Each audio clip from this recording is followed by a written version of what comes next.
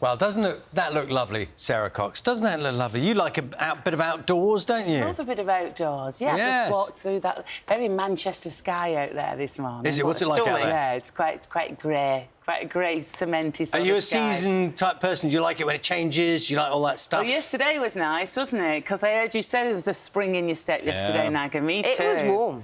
Yeah, it was lovely. And it just made me feel that... Like, it's funny, watching those flowers, I was reading something that the blossoms are going to stay out for a bit longer now. Just kind of... It does. You just need that lift by this time of year, yeah, don't it's lovely. you? You see a bit of pink blossom. It's so nice. Especially if you're an outdoorsy person, which you are. It's lovely. And there's a dose of... Yeah, big dose of the outdoors in your book, which is why you're here today, because a big part of it is that the story is about going back to someone's country roots, as it were. Yeah, I mean, I've just realised, actually, that I've created a character that I am essentially living vicariously through. Like, I can't run off and take over my dad's farm, so I've created a woman who can, called Josie.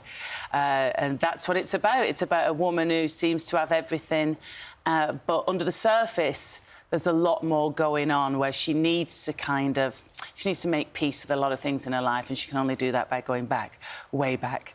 Hence the title. And we're not going to spoil anything about it, but I couldn't help but see bits of you in it. Do you, when you go to... Because you grew up next to your dad's farm. Yeah, so I grew up on my dad's farm till I was, like, sort of 6 or 7, then my parents divorced, and then I was, like, sort of a 10-minute walk away. You know, farm... Dad's still there now, yeah, with his Herefords, He's got cows? Yeah, he's got his Hereford cows. Hence you being quite knowledgeable about them. That's right, his Herefords. With the auctions and everything.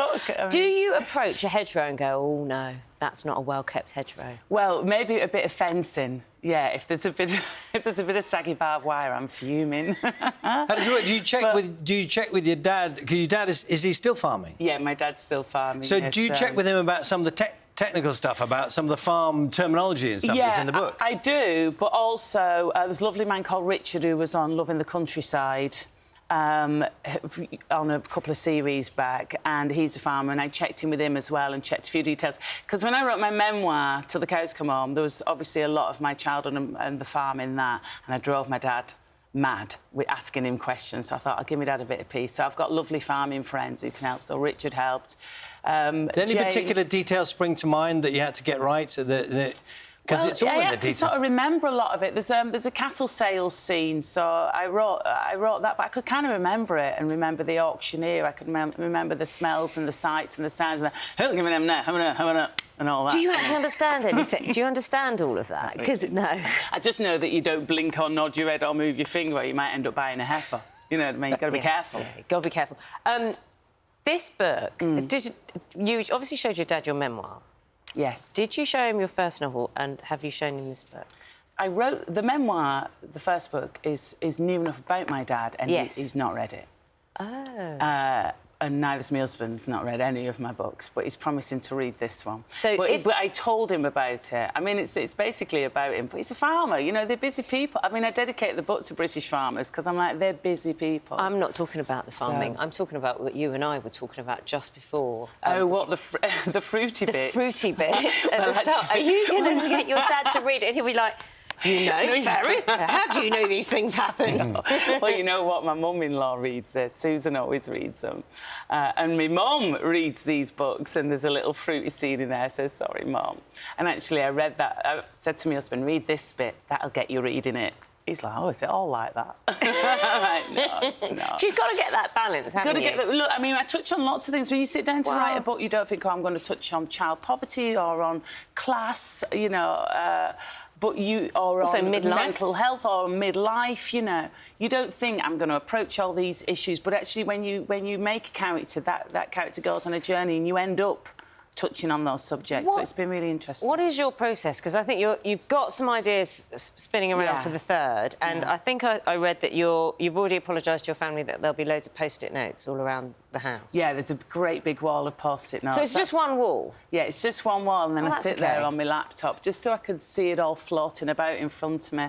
And obviously you can take, it's quite satisfying, peel a post-it note off the wall. Isn't it? Yeah, and just try and work out if I'm, you know... Where's if you go back in your childhood, was there a time when you fell in love with books? Is there a book that you always kind of think back on and think, that was the time when I just got it completely? Well, I think... Did you read Judy Blume? It's all the Judy Blume Forever books. was one of them. Forever. So everybody says... I don't know that, but I don't know So those there's books. Are You There, God, It's Me, Margaret, which was huge, but Forever was the one, because that tackled being a young... being a teen and puberty and first love and first experiences.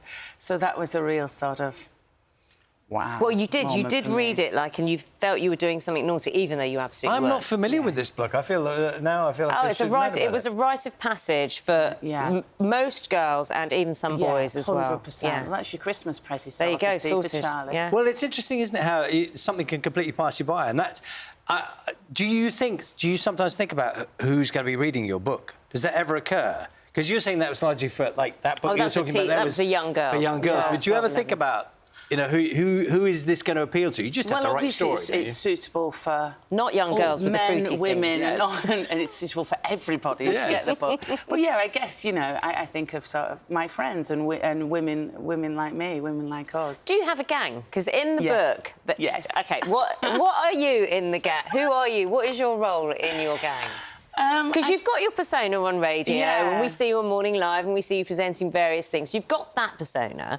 But are you... Oh, gosh, I was throwing my papers away. I'm the happy one who'll keep the group up. Or is that, you know, that's for telly. Where are you in the group? Look, I've got my bestest friend in the world, Claire, and then I've got my 5 Go French crew, and they're my core. I'm going away with them this weekend, actually. And we just sort of...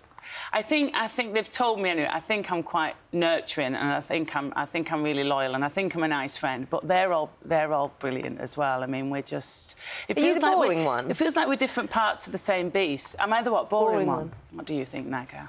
Well, I just would say, I think personas are very different when you're in with your people. I think you can be who you are much more kind of off-camera. I'm not boring, but I am chilled, and I'm actually quite laid back, and I'm a bit shy, actually. I'm a bit shy, yeah. I'd rather be in a room with my bezies than go to a party any day. When you go for your weekend away, is there a kind of deal that you're not going to write about this, are you, Sarah? When you go, you know what? I do cherry pick from my friends. There's actually...